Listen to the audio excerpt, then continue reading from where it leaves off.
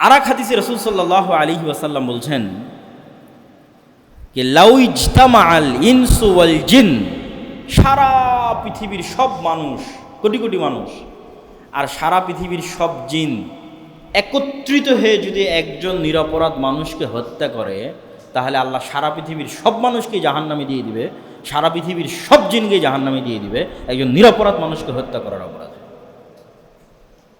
এইটা বিবেচনায় আসবে না, আরে সারা পৃথিবীর সব মানুষ মিলে হত্যা করেছে তো কী হয়েছে? না, একটা মানুষের সম্মান আল্লাহর কাছে এত বেশি। সারা পৃথিবীর সব মানুষ যদি একত্রিত হয় নিরপরাধ মানুষকে হত্যায় একজন, তো সারা পৃথিবীর সব মানুষকে জাহান্নামে দেওয়া। এই জন্য আর এক আয়াতে আল্লাহ সুবহানাহু ওয়া তাআলা বলছেন, কেউ যদি একজন মানুষকে হত্যা করে তাহলে যেন সারা পৃথিবীর সব মানুষকে সে হত্যা করবে, আর যদি কেউ একজন মানুষকে বাঁচায় যেন সারা পৃথিবীর সব মানুষকে বাঁচালো। তাহলে মানুষ হারাম মানুষের সম্মানে। এই জন্য মানুষের কিডনি বিক্রি করা, মানুষের রক্ত বিক্রি করা, চুল বিক্রি করা, এগুলো মানুষের সম্মানের খেলাফ। এই জন্য এগুলো যাবে না। দান করা ভিন্ন জিনিস, কিন্তু ক্রয় বিক্রয়ের বস্তু বানানো যাবে না আদম সন্তানকে, এবং আদম সন্তানের কোনো অঙ্গ প্রত্যঙ্গকে বিক্রিযোগ্য নয়, এটা সম্মান। তাহলে এতক্ষণ যাবৎ আমরা যেটা আপনাদের সামনে তুলে ধরার চেষ্টা করলাম সেটা হচ্ছে হারাম সম্মানের কারণে হয়ে থাকে, আর আমরা আজকে যে আলোচ্য বিষয়বস্তুর মধ্যে আছি সেটা হচ্ছে মাস হারাম। তাহলে পরপর 3 মাসের আমরা তৃতীয় মাস মুহররম মাসে অবস্থান করছি। এর একটা হারাম মাস। এই হারাম মাসের 10 তারিখের বিশেষ গুরুত্ব কি? 1 নম্বর গুরুত্ব তো আমরা হারাম মাসের মধ্যে আছি, এটা নিজেই একটা গুরুত্ব। 2 নম্বরের বিশেষ গুরুত্ব আছে মুহররম মাসের 10 তারিখের। যদিও আমাদের পেপার পত্রিকা, রাষ্ট্রপ্রধান, প্রধানমন্ত্রীর বাণী, জাতীয় অনুষ্ঠান সব কিছু পালিত হবে অথবা উদযাপিত হবে কারবালা কেন্দ্রিক। আশুরা মুহররম, দ্যাট মিন্স কারবালা। এটা ঠিক যে মুহররম মাসের 10 তারিখে কারবালায় একটা ঘটনা ঘটেছিল, যেটাও আমরা বলবো, কিন্তু সেই ঘটনাটা ঘটেছিল রাসূল সাল্লাল্লাহু আলাইহি ওয়াসাল্লামের মৃত্যুর প্রায় 50 বছর পরে। তাহলে রাসূল সাল্লাল্লাহু আলাইহি ওয়াসাল্লামের মৃত্যুর পরে যে ঘটনা ঘটবে সেই ঘটনা শরীয়তের অন্তর্ভুক্ত হওয়ার আর চান্স নাই। এটা যদি আমি বুঝাতে না পারি এটা আমার ব্যর্থতা। যে মুহাম্মদ সাল্লাল্লাহু আলাইহি ওয়াসাল্লাম মারা গেছে মানে ওহির দরজা বন্ধ হয়ে গেছে, কোরআন ইজ কমপ্লিট, হাদিস ইজ কমপ্লিট, যত আইন, ল, শারিয়া, বিধিবিধান, হালাল হারাম, সুন্নাত, ফরজ সব কমপ্লিট।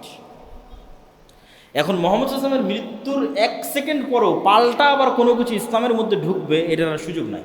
কিন্তু ঢুকতে হলে তো মুহাম্মদ সাল্লাল্লাহু আলাইহি ওয়াসাল্লামের মুখ দিয়ে ঢুকতে হবে, হয় কোরআনের আয়াত নাই হাদিস, উনি তো নাই। তাহলে যে ঘটনাটা ওনার মৃত্যুর 50 বছর পরে ঘটতেছে সেটার তো আর কোনো চান্সই নাই যে এটা ইনক্লুডেড হবে ইসলামী শরিয়ার মধ্যে, ইসলামী শরিয়ার ফরজ, নফল, সুন্নাতের মধ্যে ইনক্লুডেড হবে, সংযুক্ত হবে, এটার কোনো চান্স নাই। কেন? ঘটনা ঘটতেছে 50 বছর পর। ঘটনা যতই হৃদয় বিদারক হোক, ঘটনা যতই কষ্টদায়ক হোক, কিন্তু ওই ঘটনার ইসলামী শরিয়ার অন্তর্ভুক্ত হওয়ার, সুন্নাত, নফল, ফরজ হওয়ার আর কোনো চান্স নাই।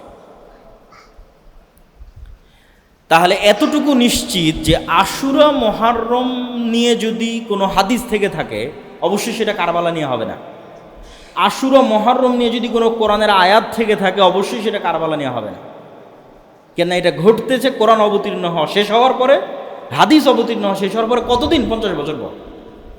তাহলে আশুরা মুহররম মাসের 10 তারিখের কোনো কিছু যদি শরীয়তের অন্তর্ভুক্ত হয়ে থাকে মুহাম্মদ সাল্লাল্লাহু আলাইহি ওয়াসাল্লামের মুখ দিয়ে অথবা কোরআনের আয়াত দিয়ে, তাহলে কারবালা বাদে অন্য কিছু, এতটুকু নিশ্চিত।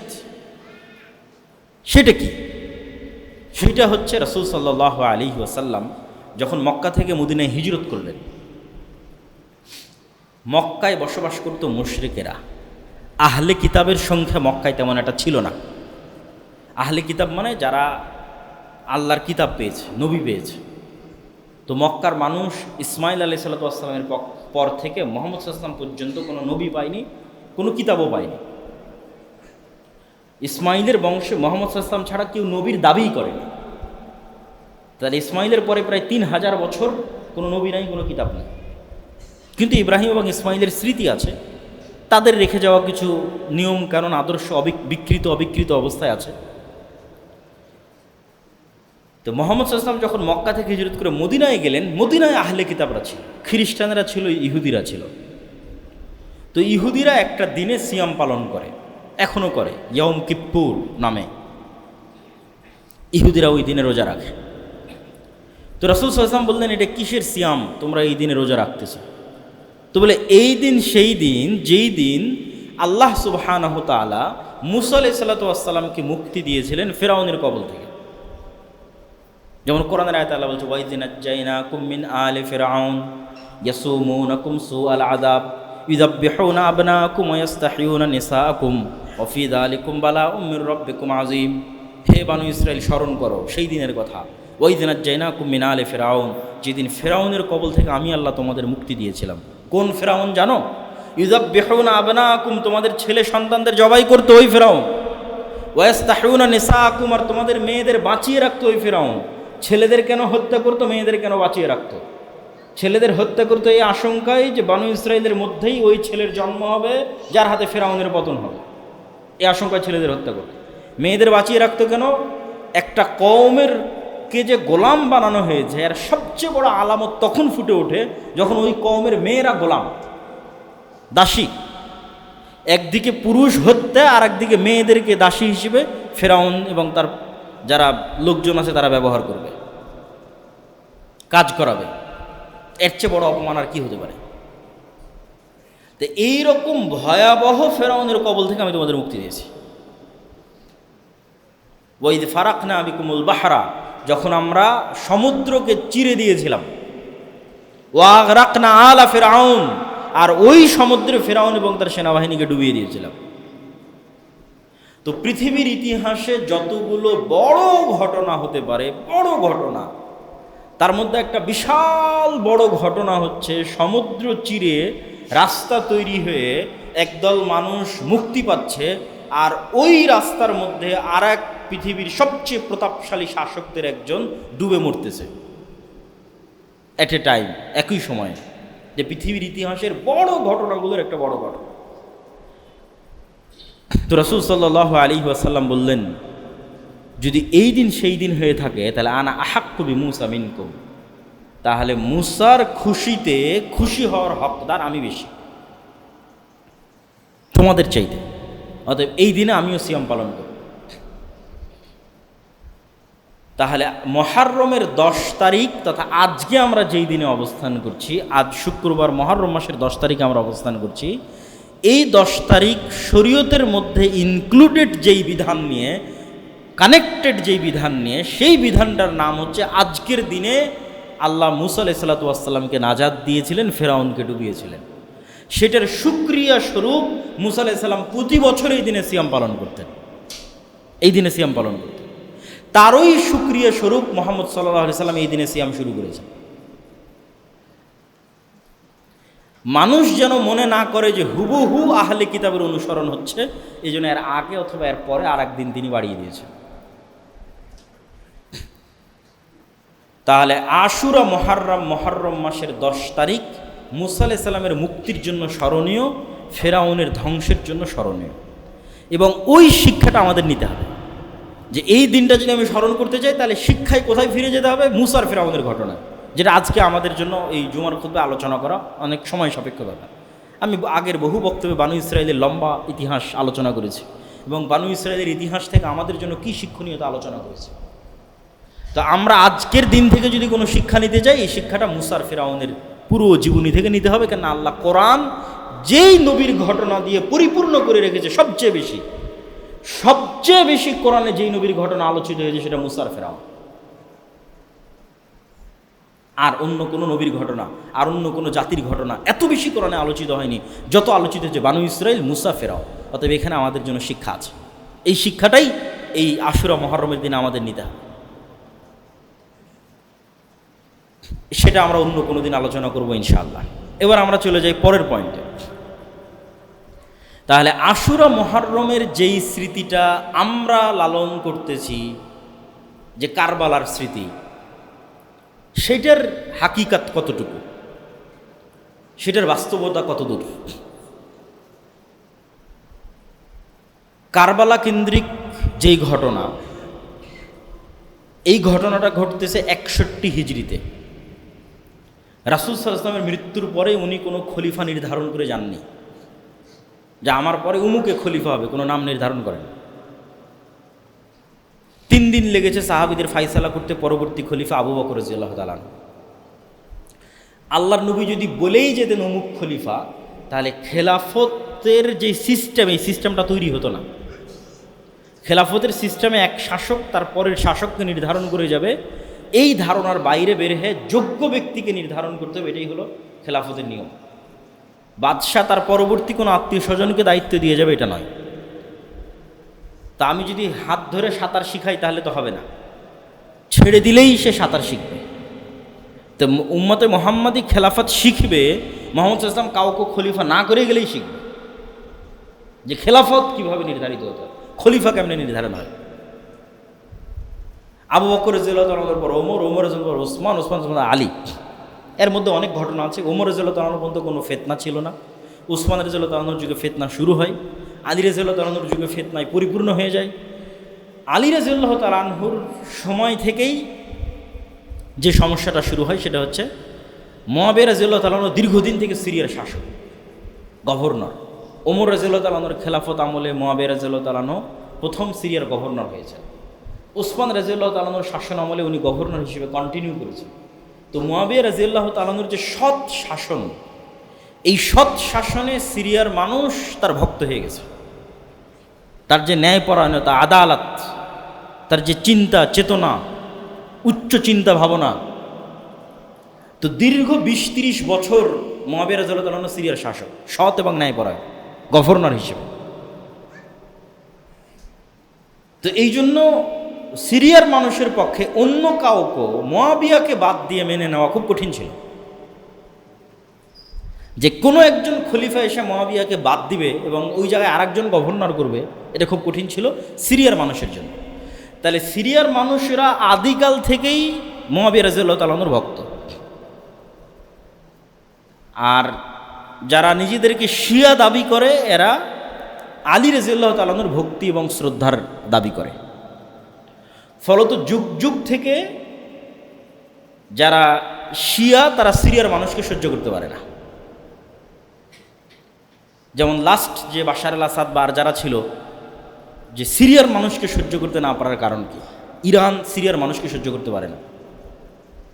এটা ওই 1400 বছর আগের হিস্ট্রি।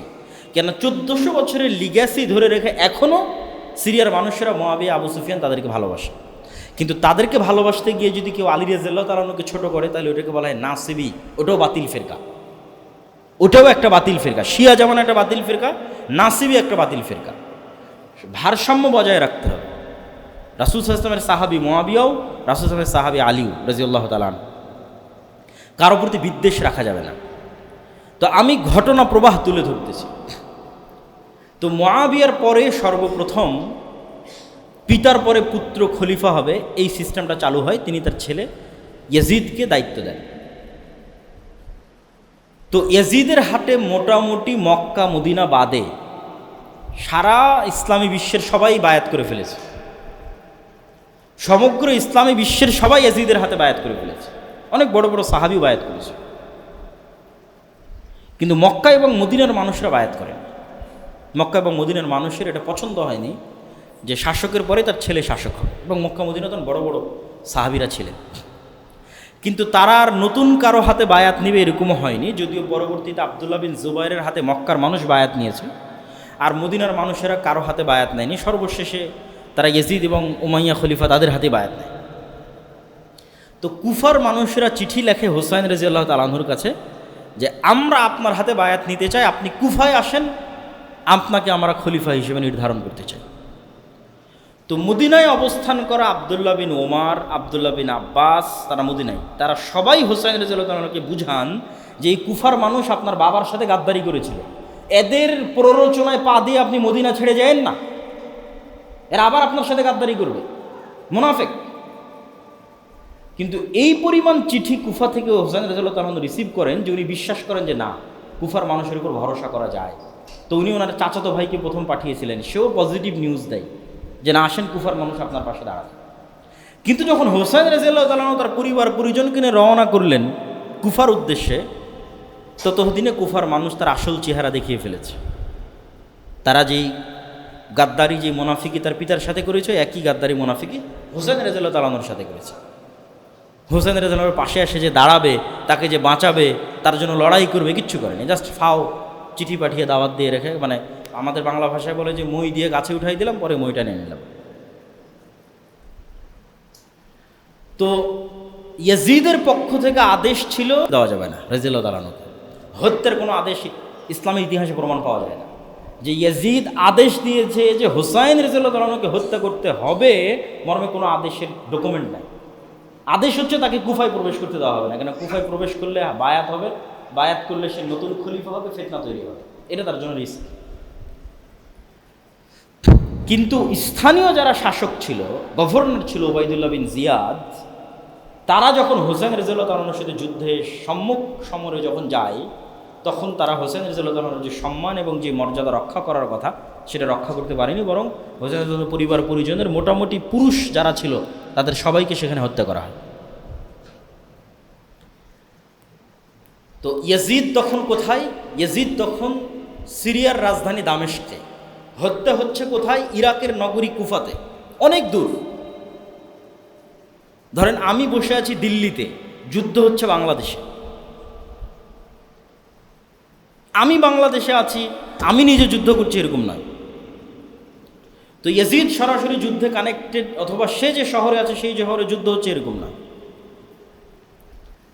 এই জন্য আহলুস সুন্নাত ওয়াল জামাতের যেটা আকীদা এবং বিশ্বাস, সেটা হচ্ছে ইয়াজিদ আর 10টা মুসলিম শাসকের মতো শাসক, খলিফায়ে রাশেদাদের মতো তার প্রশংসা করার সুযোগ নাই। কেননা সে সাহাবিও নয় যে তারা আমার প্রশংসা করতে হবে। আর ইয়াজিদ থেকে শুরু করে পরবর্তীতে অনেক শাসক, উমাইয়া খলিফা হোক আর আব্বাসি খলিফা হোক, ভালো মন্দ মিশিয়েই শাসক ছিল, জুলুম অত্যাচার মিলিয়েই শাসক ছিল। যেমন হাজ্জাজ বিন ইউসুফ, জুলুম অত্যাচার মিলিয়েই শাসক ছিল। তো এই যে ঘটনা, এই ঘটনা দুঃখজনক, হৃদয় বিদারক। কেননা হোসেন রাদিয়াল্লাহু তাআলা এবং হাসান রাদিয়াল্লাহু তাআলাকে রাসূল সাল্লাল্লাহু আলাইহি ওয়াসাল্লামের ভাষায় জান্নাতের সর্দার হিসেবে ঘোষণা করা হয়েছে, এবং তার রাসূল সাল্লাল্লাহু আলাইহি ওয়াসাল্লামের অনেক দিক থেকে কানেক্টেড। এক, রাসূল সাল্লাল্লাহু আলাইহি ওয়াসাল্লামের আপন চাচা আবু তালেবের ছেলে, আলীর ছেলে, চাচাতো ভাইয়ের ছেলে, আপন চাচাতো ভাইয়ের ছেলে, একদিক থেকে কানেক্টেড। দুই, আপন মেয়ের ছেলে, ফাতিমা রাদিয়াল্লাহু তাআলা আনহার ছেলে, এবং রাসূল সাল্লাল্লাহু আলাইহি ওয়াসাল্লামের আদর, সেবা এবং যত্ন এবং স্নেহে মানুষ হয়েছে। যেহেতু রাসূল সাল্লাল্লাহু আলাইহি ওয়াসাল্লামের নিজের কোনো ছেলে বেঁচে ছিল না, ফলত মেয়ের ছেলেরাই তার কাছে সবসময় থাকতো, নানার কাছে নাতি নাতনিরাই বেশি থাকতো। তাহলে নিজের ছেলের মতো করেই তিনি হাসান এবং হোসেন রাদিয়াল্লাহু তাআলা আনহুকে মানুষ করেছেন। ফলত এটা অবশ্যই হৃদয় বিদারক, দুঃখজনক। কিন্তু এটাও মাথায় রাখতে হবে যে কোনো হৃদয় বিদারক দুঃখজনক ঘটনার যদি পলিটিসাইজ করা হয়, রাজনীতিকরণ করা হয়, আমি ওই রাজনীতির পাঠ হব কিনা। তো এইটা রাজনীতিকরণ কিনা তার উদাহরণ কই থেকে পাবেন? আবু বকর রাদিয়াল্লাহু তাআলা আনহু স্বাভাবিক মারা গেছে, আমাদের কোনো অবজেকশন নাই, কিন্তু ওমর রাদিয়াল্লাহু তাআলা আনহুকে তো হত্যা করা হয়েছে।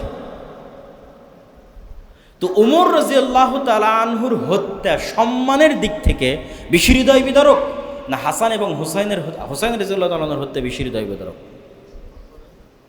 2 নম্বর, উসমান রাদিয়াল্লাহু তাআলা আনহু কোরআন পাঠরত অবস্থায় সমগ্র মদিনা ঘেরাও করে কোরআন পাঠরত অবস্থায় তাকে হত্যা করা হয়েছে। তিনি হৃদয়ের আবেগ নিয়ে তার বাড়ির ছাদে দাঁড়িয়ে বলেছেন, মানুষেরা ওই কুয়ার পানি তোমরা আমাকে পান করতে দিচ্ছ না, যেই কুয়া আমি ওসমান গনি আমার টাকা দিয়ে রাসূল সাল্লাল্লাহু আলাইহি ওয়াসাল্লামের যুগে কিনে দিয়েছি। ওই মসজিদে তোমরা আমাকে সালাত আদায় করতে যেতে দিচ্ছ না, যেই মসজিদ রাসূল সাল্লাল্লাহু আলাইহি ওয়াসাল্লামের সাথে আমরা তৈরি করেছি। তো উসমান রাদিয়াল্লাহু তাআলা আনহুকে যে কোরআন পাঠরত অবস্থায় হত্যা করা হলো, সম্মানের দিক থেকে উসমান রাদিয়াল্লাহু তাআলা আনহুর হত্যা বেশি হৃদয় বিদারক, না হোসেন রাদিয়াল্লাহু তাআলা আনহুর হত্যা বেশি হৃদয় বিদারক?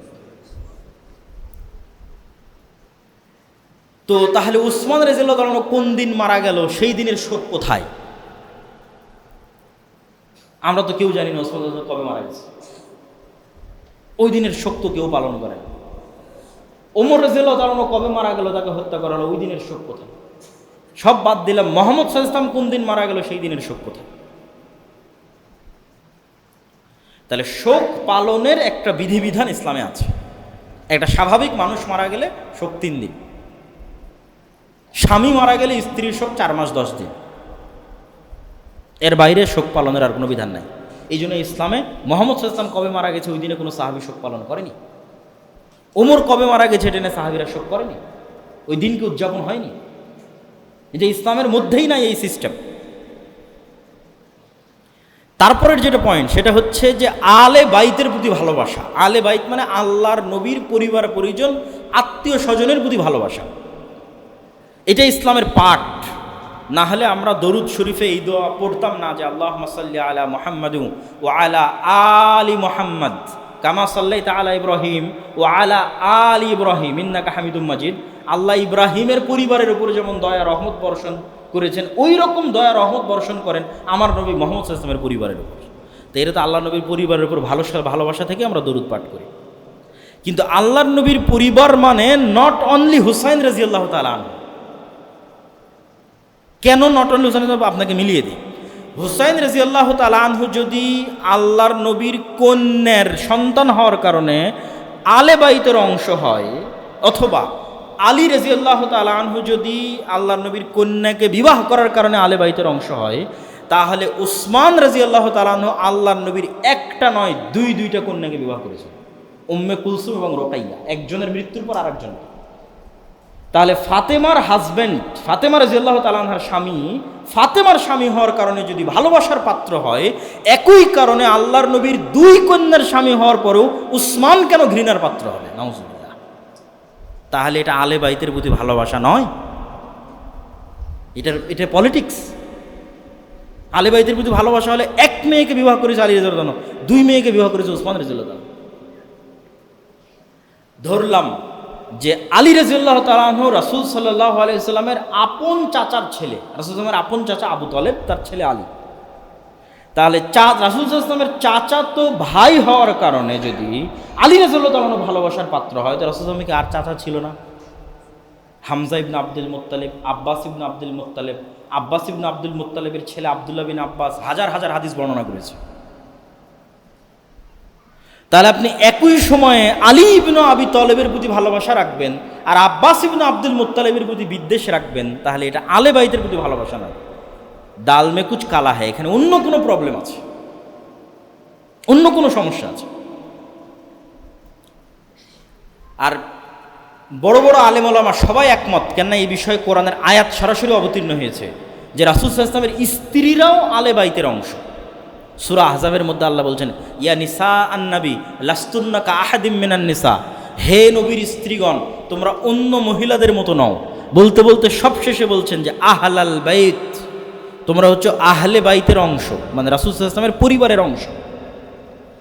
তাই রাসূল সাল্লাল্লাহু আলাইহি ওয়াসাল্লামের স্ত্রীরা যদি আলে বাইতের অংশ হয়, তাহলে রাসূল সাল্লাল্লাহু আলাইহি ওয়াসাল্লামের কন্যা আপনার কাছে ভালোবাসার পাত্র ফাতেমা রাদিয়াল্লাহু তাআলা আনহা, তার ছেলে মেয়ে হাসান হোসেন ভালোবাসার পাত্র, কিন্তু আল্লাহর নবী যাকে ভালোবাসেন আয়েশা রাদিয়াল্লাহু তাআলা আনহা, তিনি আপনার কাছে ঘৃণার পাত্র। তাহলে তো আপনি আলে বাইতের প্রতি ভালোবাসা রাখেন না। আয়েশা রাদিয়াল্লাহু তাআলা আনহা আল্লাহর নবীর স্ত্রী, তিনিও আলে বাইতের অংশ। তাহলে ফাতেমাকে ভালোবাসলে আয়েশাকে কেমনি ঘৃণা করতে পারে? শুধু তাই নয়, আজকের যারা নিজেদেরকে আলে বাইতের ভালোবাসার দাবিদার, বিশেষ করে ইসনা আশারিয়া যারা শিয়া, তারা যেই পরিমাণ বিদ্বেষ ওমর রাদিয়াল্লাহু তাআলা আনহুর প্রতি রাখে, আবু বকর রাদিয়াল্লাহু তাআলা আনহুর প্রতি রাখে, এবং আবু বকর রাদিয়াল্লাহু তাআলার মেয়ে আয়েশা রাদিয়াল্লাহু, আবু বকর রাদিয়াল্লাহু তাআলা আনহুর কন্যা আয়েশা রাদিয়াল্লাহু তাআলা আনহার প্রতি রাখে, এই বিদ্বেষ মাপার কোনো যন্ত্র দুনিয়াতে নাই, যেই চরম লেভেলের বিদ্বেষ তারা রাখে। অথচ রাসূল সাল্লাল্লাহু আলাইহি ওয়াসাল্লাম, সাহাবীরা বলছেন, আলী রাদিয়াল্লাহু তাআলা আনহু বলছেন, উসমান রাদিয়াল্লাহু তাআলা আনহু বলছেন যে আল্লাহর নবী তার জীবনের যে ঘটনাই বলা শুরু করুক, ধরেন আপনি আমাকে ফোন দিয়েছেন যে আব্দুল্লাহ ভাই আপনি কোথায় আছেন, কে কে আছে আপনার সাথে, তো বলে আমি আছি আর আব্বু আছে, অথবা আমার ভাই আব্দুর রহমান আছে বা আব্দুর রহিম আছে। আবার আর একদিন আমি একটা গল্প শোনাচ্ছি আপনাদেরকে, আমি কক্সবাজার গেছিলাম, আমি ছিলাম আর অমুক ছিল, আমি রংপুর গেছিলাম, আমি ছিলাম আর অমুক ছিল। তো আমার জীবনের ঘটনার সাথে সবসময় আর 2টা মানুষের নাম আপনি শুনতে পান, মানে একটা ঘটনাও এমন পাওয়া যায় না যেই ঘটনায় ওই 2টা মানুষের নাম আল্লাহর নবী বলে না। গল্পের সময়, যে আমি আজকে ওখানে গেছিলাম, আমি আবু বকর আর ওমর, আমরা ওখান থেকে বের হয়েছিলাম, আমি আবু বকর আর ওমর, আজকে এক জায়গায় দাওয়াত ছিল, দাওয়াত খেতে গেছে, আমি আবু বকর আর ওমর।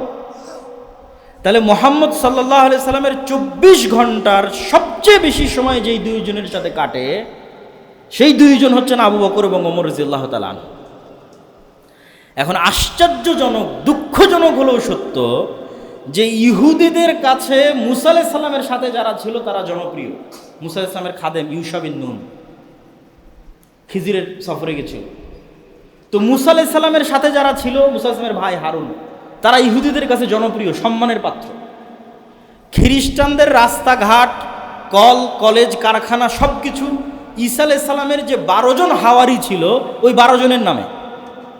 তাহলে ঈসা আলাইহিস সালামের সঙ্গী 12 জন খ্রিস্টানদের কাছে সম্মানের পাত্র, ইহুদিদের কাছে মুসা আলাইহিস সালামের সঙ্গী সম্মানের পাত্র।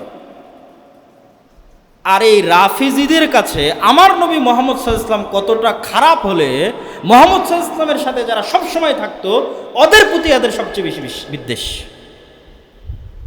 তাহলে তো আমার নবীকে দোষ দাও, যদি ইহুদি খ্রিস্টানদের চেয়ে তো খারাপ হয়ে গেল।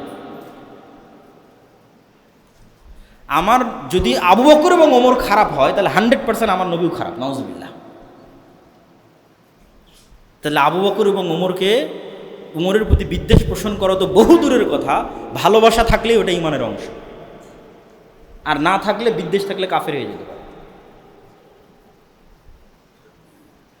তো এবার আমরা চলে আসি যেটা আমরা বারবার বলছিলাম, যে কি পলিটিক্স, যেই পলিটিক্সের কারণে শুধু হুসাইন রাদিয়াল্লাহু তাআলা আনহু এবং তার ছেলে মেয়েদের নিয়ে আমি ব্যস্ত হয়ে গেলাম, এমনকি হাসান রাদিয়াল্লাহু তাআলা আনহুকে অতটা গুরুত্ব দিলাম না। এই পলিটিক্সটা হচ্ছে পারস্য বা ফুরস, এরা আগে থেকেই জাতিগতভাবে তাদের নিজেদেরকে একটু আলাদা চিন্তা করে। এই জন্য ইসলাম যত জায়গায় প্রবেশ করেছে সব জায়গায় ইসলামের কারণে ভাষা পর্যন্ত মানুষের চেঞ্জ হয়ে গেছে। কোথায় স্পেনের মানুষের কোনোদিন ভাষা আরবি ছিল না, কিন্তু ইসলাম যখন ওখানে ঢুকেছে মানুষরা নিজের ভাষা ভুলে গেছে, আরবি সবাই শিখে গেছে। প্রথম যেখানে ইসলামের ভাষা গ্রহণ করেনি এটা হচ্ছে ফুরস, পারস্যরা, আজকের যেটা ইরান। ফার্সি ভাষার যে ইতিহাস এবং ঐতিহ্য, তো এই পারস্য সাম্রাজ্যের পুরো পতন হয় ওমর রাদিয়াল্লাহু তাআলা আনহুর হাতে। আর এই পারস্য সম্রাটের কোনো একজন কন্যায় যুদ্ধ বিজয়ের পর ওমর রাদিয়াল্লাহু তাআলা আনহু নিজে হুসাইন রাদিয়াল্লাহু তাআলা আনহুর সাথে বিবাহ দেন। এই লিঙ্কটা ওরা ঐতিহ্য হিসেবে ধারণ করেছে, যে আমাদের পারস্য সাম্রাজ্যের যে ইতিহাস, এই ইতিহাসের একটা পার্ট হুসাইন রাদিয়াল্লাহু তাআলা আনহুর সাথে কানেক্ট হয়ে গেছে। ফলত হুসাইন রাদিয়াল্লাহু তাআলা আনহুকে সম্মান করা, গ্লোরিফাই করা, দ্যাট মিনস আমরা আমাদের অতীত পারস্য সাম্রাজ্যকে গ্লোরিফাই করতেছি। আর এই হৃদয় বিদারক গল্প বানিয়ে এইটার ভিকটিম করব হচ্ছে যারা পলিটিক্সে আমাদের বিরোধী, তাদেরকে ভিকটিম করব। আয়েশা রাদিয়াল্লাহু তাআলা আনহা, ওমর রাদিয়াল্লাহু তাআলা আনহু, উসমান রাদিয়াল্লাহু তাআলা আনহু আলে বাইতের কারণে নয়, কেন আমি আগেই প্রমাণ দিয়েছি এনারা সবাই আলে বাইতের অংশ। এবং যাকে নিয়ে সবচেয়ে বেশি মতবিরোধ তার বিষয়ে একটা আশ্চর্যজনক তথ্য দিই। মুআবিয়া রাদিয়াল্লাহু তাআলা আনহু তো সাহাবী, মুআবিয়া রাদিয়াল্লাহু তাআলা আনহুর পিতা আবু সুফিয়ান সাহাবী। এইটা ঠিক যে আবু সুফিয়ান রাদিয়াল্লাহু তাআলা আনহু মক্কা বিজয়ের পূর্ব পর্যন্ত মক্কার কুরাইশদের সর্দার, বদরের যুদ্ধে আল্লাহর নবীর বিরুদ্ধে, উহুদের যুদ্ধে আল্লাহর নবীর বিরুদ্ধে নেতৃত্বে, খন্দকের যুদ্ধে আল্লাহর নবীর বিরুদ্ধে নেতৃত্বে, মানে মক্কার কুরাইশদের আবু জাহালের পরে সবচেয়ে বড় সর্দারের একজন আবু সুফিয়ান রাদিয়াল্লাহু তাআলা আনহু। কিন্তু মক্কা বিজয়ের সময় তিনি ইসলাম গ্রহণ করেন। তো এইটার কারণে কি তার প্রতি কোনো অসম্মান, তার প্রতি কোনো দোষ ত্রুটি দেওয়ার সুযোগ আছে কি না, এই প্রশ্নের উত্তর হচ্ছে যত সাহাবী ইসলাম গ্রহণ করেছে এরা সবাই আগে কোনো না কোনোভাবে মুহাম্মদ সাল্লাল্লাহু আলাইহি ওয়াসাল্লামের শত্রু ছিল। ওমর রাদিয়াল্লাহু তাআলা নিজেই ছিল, খালিদ বিন ওয়ালিদ নিজেই ছিল, আমর ইবনুল আস নিজেই ছিল। খালিদ বিন ওয়ালিদ আর আমর ইবনুল আস তো গোটা মুসলিম বিশ্ব বিজয় করেছে, তো ওই খালিদ বিন ওয়ালিদ তো মুহাম্মদ সাল্লাল্লাহু আলাইহি ওয়াসাল্লামের শত্রু ছিল। তা যেহেতু মুহাম্মদ সাল্লাল্লাহু আলাইহি ওয়াসাল্লাম সত্যের দাওয়াত নিয়ে এসেছে, প্রথমে তো মানুষ শত্রুতা করবে, না হলে আবু জাহালের ছেলে ইকরিমা, তাকে কি করবেন আপনি, কি বলবেন? যারা মিথ্যা নবীর দাবিদার হয়েছিল ওমর আবু বকর রাদিয়াল্লাহু তাআলা আনহুর যুগে, তাদের বিরুদ্ধে সবচেয়ে বড় সেনাপতি ছিল আবু জাহালের ছেলে ইকরামা, মুসলমানদের পক্ষে। তখন আবু জাহালের ছেলে এই জন্য আপনি ঘৃণা করবেন, এই সুযোগ ইসলামে নাই। ইসলামের মানদণ্ড ভিত্তি হচ্ছে ইমানের উপর।